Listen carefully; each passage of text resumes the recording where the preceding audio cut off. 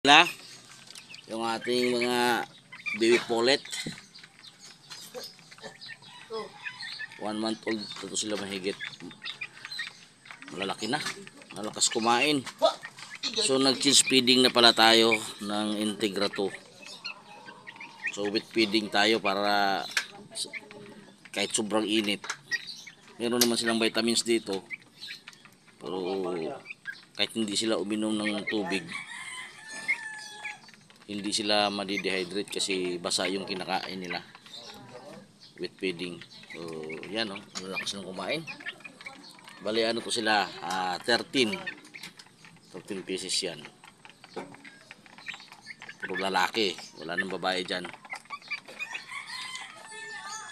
Yung alternative natin na kangkong, halos naubos na nila.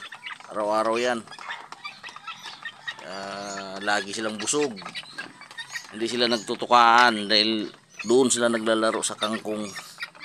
Yung tinutuka nila, instead na yung tukain nila yung kasama nila, uubusin nila to. Pagpakain pala natin dito alas 6 ng umaga, tapos alas 11, tapos ang huling kain nila alas 3. Integra to na yan. Siyempre hinaluan natin yan ng binasa ko yan, ginamit yung tubig yan, may molasses para may lasa. Tapos yung dinagdagan ko ng skim milk, yung hindi matamis, yung walang lasa na skim milk. Kailangan ng mga sisiyo yan, para mga bata to kailangan ng gatas. Mura lang naman ang kilo doon, tagal-tagal maubos, konti lang ilalagay mo doon, kalahating kutsara, panpalasa lang doon sa patuka.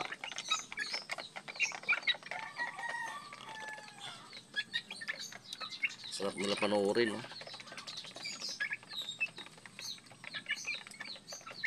tatakaw. Okay, yun na ang ating update ngayon sa ating mga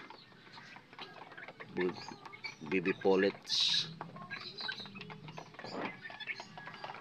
Ang lalakas kumain, ubos na agad.